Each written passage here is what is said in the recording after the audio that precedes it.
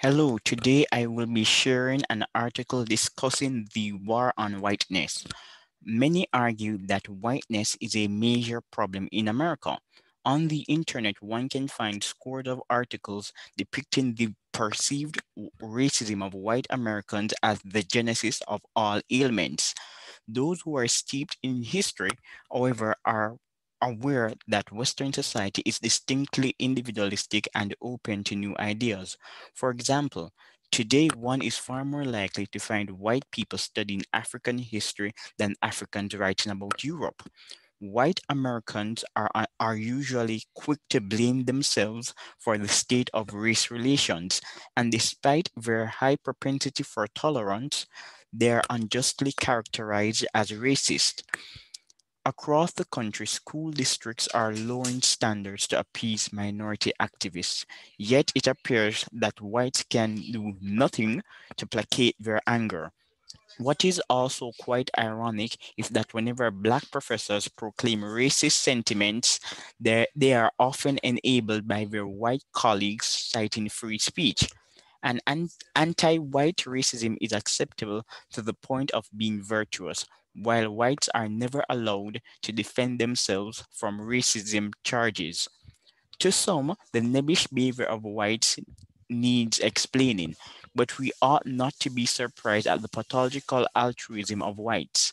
Conservatives like to brag that Western culture holds freedom and individual expression in a high esteem.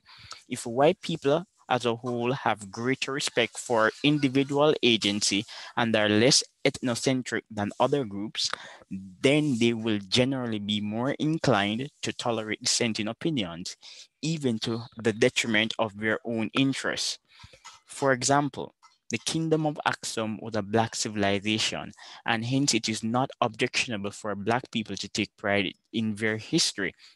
Furthermore, black nationalists never hesitate to remind us that Mali, Songhai, and Ghana were powerful black empires. Yet, pundits respond with venom whenever a white person notes that America is a product of Western civilization and the West is predominantly white. Leftists do not expect us to divorce black civilizations from their blackness, but whites must be shunned and silenced for daring to recognize that the West is mainly the product of white thinkers. As such, white intellectuals have become partners in the quest to destroy the cultural heritage of the West. Blinded by pathological altruism, they are unable to acknowledge that a civilization without a culture must collapse. Therefore, as a gesture to non-whites, in 2020, Yale scrapped a survey course in art history on the account of the course focusing too much on white artists. White American academics are flexible people who have no problem teaching non-Western art. But the real issue is that radical non-whites and their liberal peers want to annihilate the Western canon. Contrary to the naive perceptions of most white people, movements to decolonize curriculum are not efforts to create an intellectually diverse environment. Rather, they reflect contempt for Western civilization. Activists are uninterested in reading Immanuel Kant along with Mencius. They want to get rid of Kant entirely. Radical leftists are far more interested in critiquing Western culture than in studying the non Western world. Learning is irrelevant. Their sole goal is to subvert the Western intellectual tradition. For instance, several leading universities have devoted departments to the politically inspired discipline of African studies.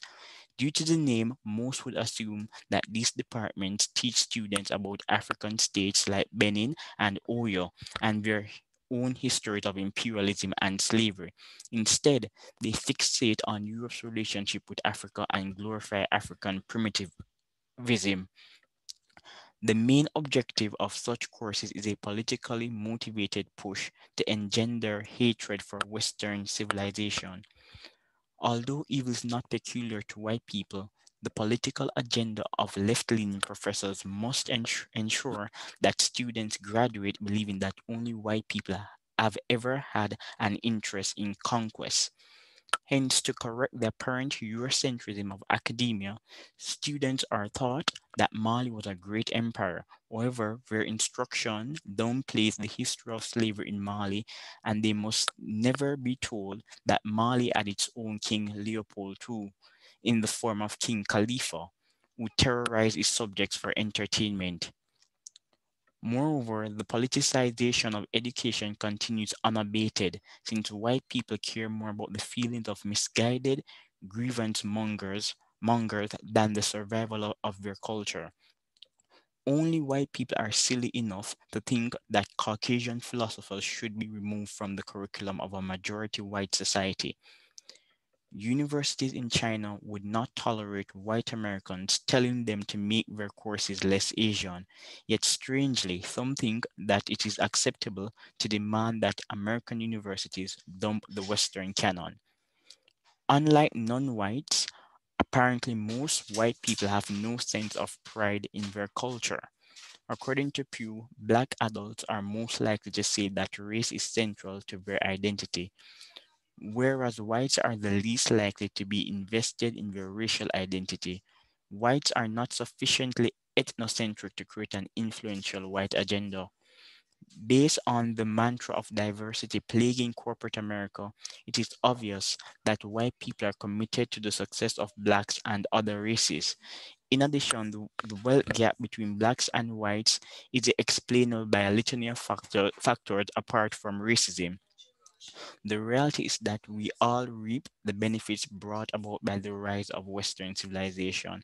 As such, the destruction of Western culture will not redound to the advantage of non whites who abhor the West, nor to that of anyone else.